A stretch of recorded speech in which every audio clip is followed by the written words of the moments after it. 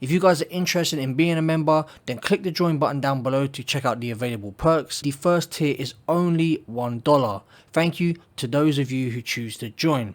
What's up, Mod Squad? Welcome to another Division 2 build breakdown video.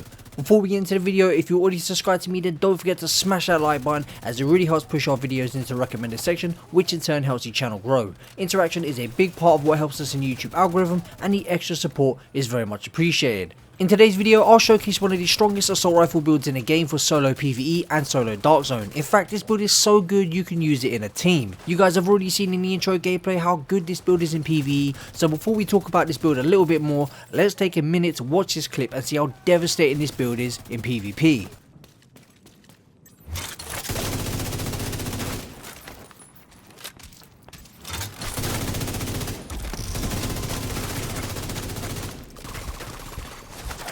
Stinger hive detected.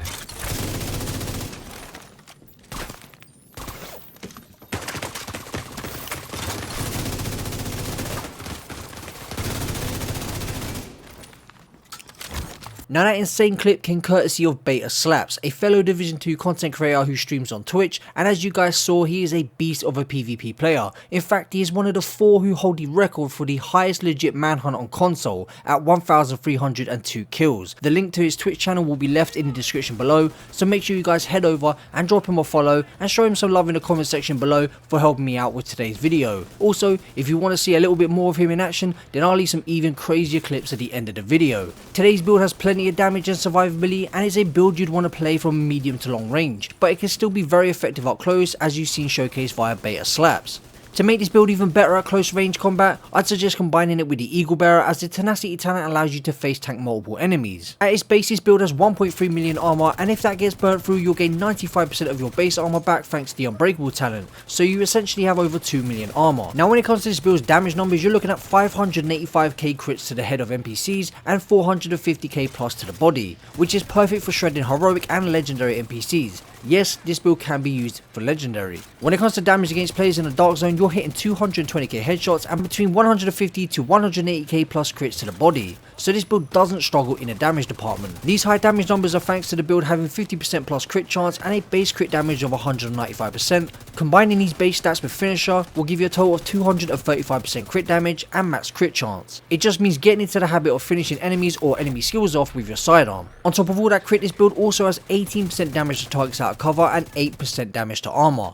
I mentioned earlier in the video, this is a medium to long range combat build, but it has been made in a way that it can be effective at close range combat as well. This build does have the vigilance talent, and in close range fights, that's more often than not going to be active. This is where the shield and firewall specialization come in. The striker shield adds survivability and gives up to 12% damage, so although we can lose vigilance, we'll still be able to do damage up close thanks to the specialization combined with crit and multiplicative damage for the build. Unbreakable also gives us more of a chance of winning a fight at close range, and like I mentioned earlier in the video, the Eagle Bearer is a great choice of weapon to use for added survivability. When it comes to this build's playstyle in PvE, you want to sit back and allow NPCs to come to you. The same can be said for PvP. In PvP, if you're being chased by multiple enemies, you want to do what they call kiting. This is where you're constantly backing off and only engaging when you have the advantage. Kiting also stops you being overwhelmed by multiple enemies and puts a gap between engagements. This build is perfect for all heroic content, whether that's control points, bounties, or the summit, and as showcased via Beta Slaps, is an insanely strong solo / team build for the dark zone. If you have any questions, then leave them down in the comment section below and I'll reply like I always do. Now we have spoken a little bit about the build and I'll showcase some of what it's capable of, let's get into a quick build breakdown before ending this video with some insane gameplay.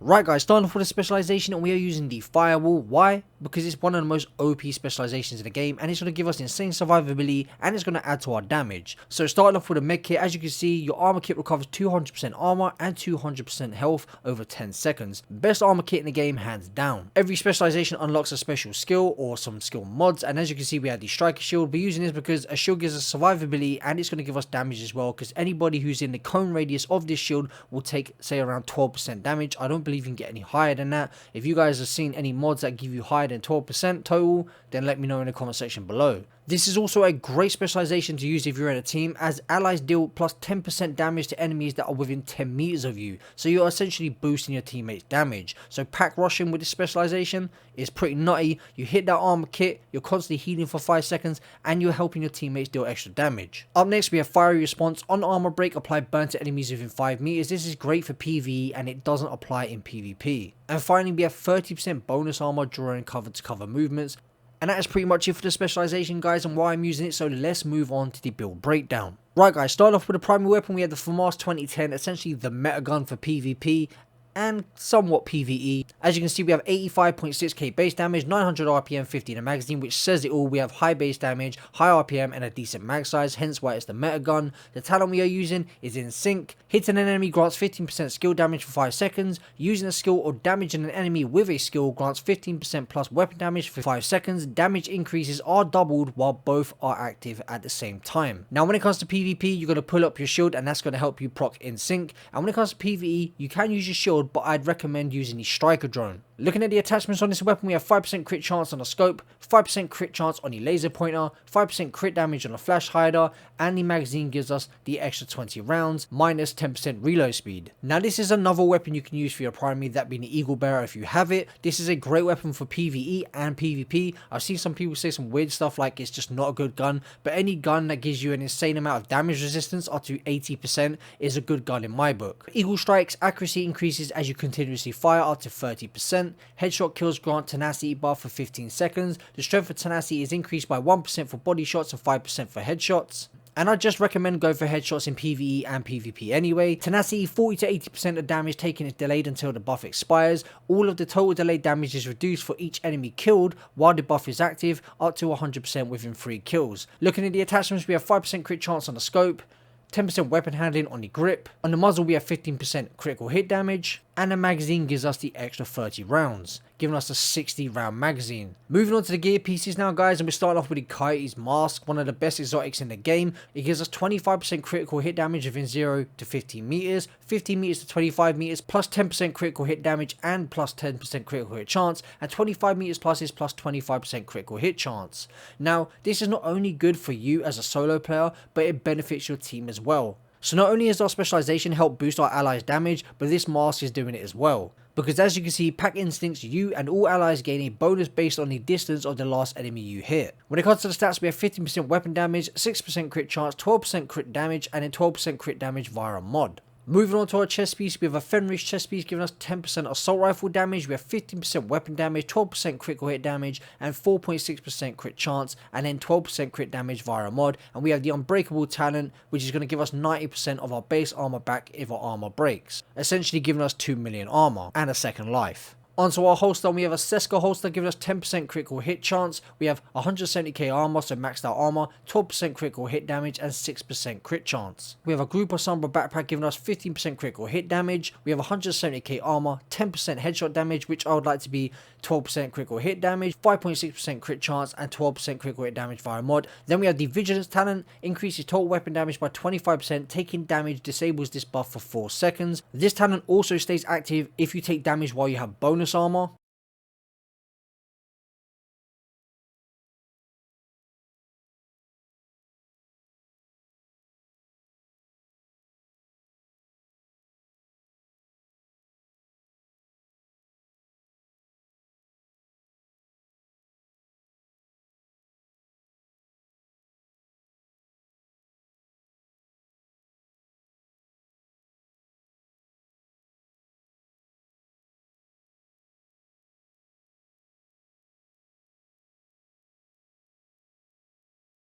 Moving on to the skills, and as you can see, we have the Striker Shield with an 8% health mod. You can put a damage mod here for 1%, taking us up to 12% damage bonus per enemy.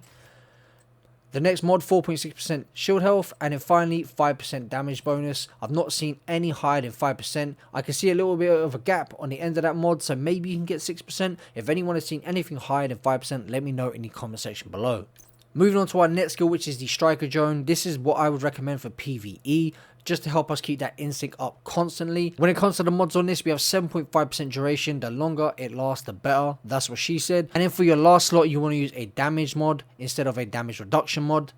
Now, when it comes to PvP, I recommend a couple of skills, mainly the decoy. The second skill I recommend is the Hive, the Booster Hive. There's so many status effects on the Dark Zone. You definitely want to be using a Booster Hive at times just to wipe that status effect, because being at 1.3 million armor is just not enough when it comes to these tier 6 skill builds. Another skill I would recommend using for PvP is the EMP sticky, great for knocking out shields and skills, and that is pretty much it when it comes to the skills. And finally, moving on to the stat sheet, which I'm not going to talk through, guys. I'm going to leave you to look through it. Don't forget to smash that like button, help us hit that 500 like goal here on the channel, which is very important because it helps us in the YouTube algorithm. Drop a comment down below because again, that's just going to help push this video into the recommended section. I also wanted to quickly say that I know this isn't a brand new build and it's been put out there plenty of other times, but I haven't put it out there on this channel, so therefore there's going to be some people who have not seen this build or used it, hence why it's been put up on the channel. Anyway guys, enjoy the rest of the gameplay and I'll catch you in the next one. Peace out, Mod Squad.